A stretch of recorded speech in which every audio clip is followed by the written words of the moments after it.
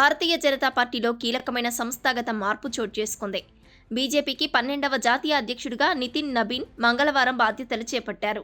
ఢిల్లీలోని పార్టీ ప్రధాన కార్యాలయంలో జరిగిన ఈ కార్యక్రమంలో ప్రధానమంత్రి నరేంద్ర మోదీ, కేంద్ర మంత్రులు అమిత్ షా, రాజ్నాథ్ సింగ్, జేపీ నడ్డా సహా పలువురు ముఖ్య నేతలు పాల్గొన్నారు. సోమవారం ముగిసిన నామినేషన్ల ప్రక్రియలో నితిన్ నబీన్ ఒక్కరే దరఖాస్తు చేయడంతో ఆయన ఎన్నిక ఏకగ్రీవమైంది. పార్టీ జాతీయ రిటర్నింగ్ అధికారి కె లక్ష్మణ్ ఈ విషయాన్ని అధికారికంగా ప్రకటించారు. 37 సెట్ల నామినేషన్ పత్రాలు ఆయనకు మద్దతుగా దాఖలయ్యాయి. ప్రధాని మోదీ స్వయంగా ఆయన పేరును ప్రతిపాదించడం విశేషం. అసలు నితిన్ నబీన్ పేరును మోదీ ప్రతిపాదించడం వెనుకున్న రహస్యమేంటి అనేది ఇప్పుడు చూద్దాం.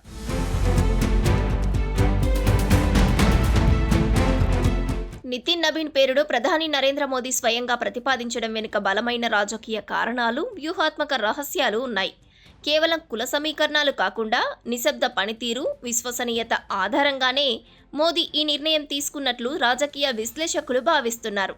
ఎందుకంటే ప్రధాని మోదీ ఎప్పుడూ తన కేబినెట్ లేదా పార్టీ పదవుల్లో ఆశ్చర్యకరమైన నిర్ణయాలు తీసుకుంటారు. 45 ఏళ్ల నితిన్ నబీన్ను ఎంచుకోవడం ద్వారా బీజేపీకి తదుపరి 15 నుంచి 20 ఏళ్ల భవిష్యత్తు కోసం ఒక యువ నాయకత్వాన్ని సిద్ధం చేస్తోందని అందరికీ తెలిసేలా చేశారు. ముఖ్యంగా పార్టీలోని నాయకులు, కార్యకర్తలకు తెలిసేలా చేశారు. అతి పిన్న వయస్కుడికి పట్టం కట్టడం ద్వారా యువ ఓటర్లకు పార్టీ తరపు నుంచి సానుకూల సంకేతం పంపారు. ఎందుకంటే 45 ఏళ్ల నితిన్ నబీన్ బీజేపీ చరిత్రలోనే అత్యంత పిన్న వయస్కుడైన జాతీయ అధ్యక్షుడిగా రికార్డు సృష్టించారు.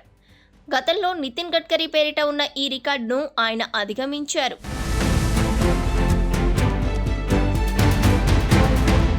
బీహార్ అంటేనే కుల రాజకీయాలకు నిలయంగా చెబుతారు. కానీ నితిన్ ఒక అల్పసంఖ్యాక వర్గానికి అంటే కాయస్థ వర్గానికి చెందినవారు. సాధారణంగా పెద్ద కులాలు లేదా ఓటు బ్యాంకు ఉన్న కులాలకే ఇలాంటి పదవులు అధిరోహించడానికి ప్రాధాన్యత ఇస్తారు.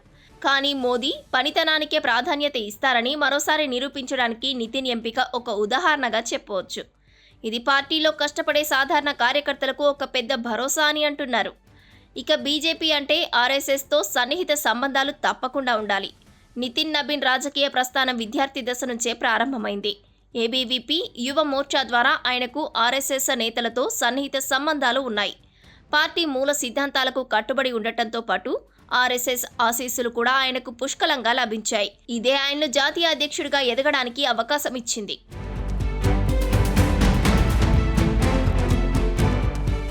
బీజేపీ అంటే క్రమశిక్షణ అవసరం అని అంటారు. నితిన్ నబీన్ కూడా అలాగే ఉంటారు. అనవసరమైన ప్రకటనలు చేయరు, వివాదాలకు దూరంగా ఉంటారు. కేవలం తన పని తాను చేసుకుపోయే మనస్తత్వం. మోదీకి ఇలాంటి లో ప్రొఫైల్ నేతలు అంటే చాలా ఇష్టం. బీజేపీ నడ్డా తరహాలోనే వివాదరహితుడైన నేతను అధ్యక్ష పీఠంపై కూర్చోబెట్టడం ద్వారా పార్టీని క్రమశిక్షణతో నడపవచ్చని మోదీ భావించారు. ఇప్పుడు చేసి చూపించారు. आने वाले 25 वर्ष बहुत महत्वपूर्ण है। ये वो कालखंड है जब विकसित भारत का निर्माण होना है और होना तय है।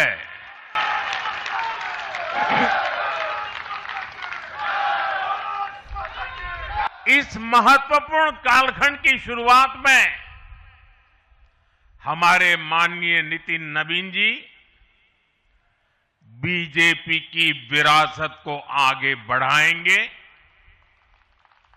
मैं आजकल के युवाओं की भाषा में कहूं तो नितिन जी खुद भी एक प्रकार से मिलेनियल है। वो उस जनरेशन से हैं जिसने भारत में बड़े आर्थिक, सामाजिक और टेक्नोलॉजिकल परिवर्तन होते देखे हैं। वो उस जनरेशन से हैं जिसने बचपन में रेडियो से सूचनाएं पाई और आज एआई के भी एक्टिव यूजर है।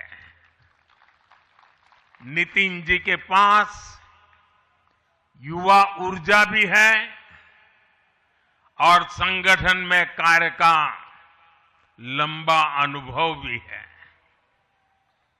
ये हमारे दल के हर कार्यकर्ता के लिए बहुत उपयोगी होगा।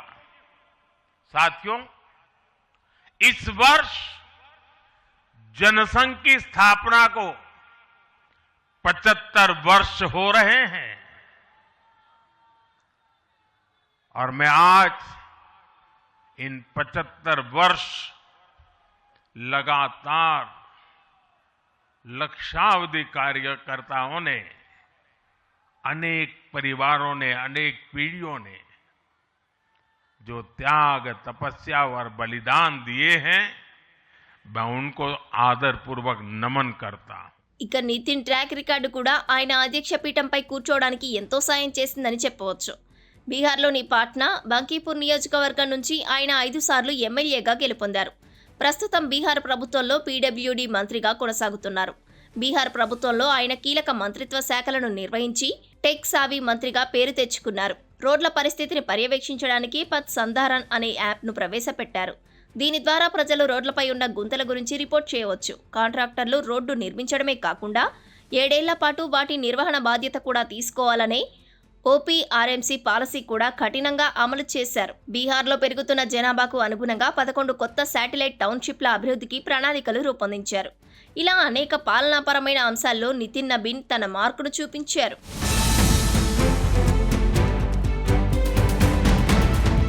ఎన్నికల వ్యూహకర్తగా కూడా నితిన్ నబీన్కు మంచి ట్రాక్ రికార్డు ఉంది. ముఖ్యంగా ఇన్ఛార్జ్గా 2023 ఛత్తీస్గఢ్ అసెంబ్లీ ఎన్నికల్లో, 2024 లోక్సభ ఎన్నికల్లో పార్టీ విజయం కోసం ఆయన ఎంతో కష్టపడ్డారు. ఆయన చేసిన కృషికి గాను అధిష్టానం ఈ పదవిని కట్టబెట్టిందని అంటారు. అలాగే బీజేపీ యువ విభాగం జాతీయ ప్రధాన కార్యదర్శిగా, బీహార్ రాష్ట్రం అధ్యక్షుడిగా పనిచేసిన అనుభవం కూడా ఉంది.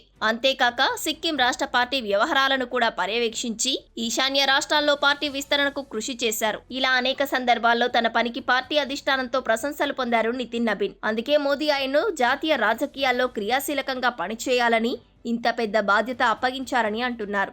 आज का क्षण मेरे लिए संकल्प का क्षण है। आज सिर्फ एक पद को धारण नहीं कर रहा हूं, मैं पार्टी के इस विचार को, परंपराओं को, एक राष्ट्रवादी आंदोलन की जिम्मेदारी को स्वीकार कर रहा हूं।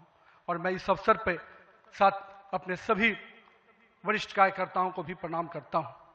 साथियों, हम लोगों ने देखा है श्यामा प्रसाद मुखर्जी जी का प्रखर राष्ट्रवाद किस प्रकार से हमारे हर कार्यकर्ताओं के मन में बसा हुआ है।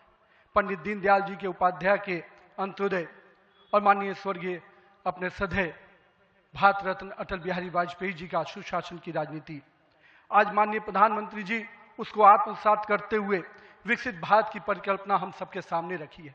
और आज 140 करोड़ भारतवासी अपने आप को इस विकसित भारत के सपने के साथ जोड़कर देश को आगे बढ़ाने में लगा है। मैं इसके लिए तहे दिल से माननीय प्रधानमंत्री जी का आभार व्यक्त करता हूँ। మొత్తానికి నితిన్ నబీన్ ఎదుగుదల భారతీయ జనతా పార్టీలో ఒక సాధారణ కార్యకర్తకు కూడా స్ఫూర్తి అనే చెప్పాలి. పార్టీలో కార్యకర్త స్థాయి నుంచి అత్యున్నత పదవి వరకు ఎలా చేరుకోవచ్చో చెప్పడానికి ఈయన ఎదుగుదలే ఒక నిదర్శనం.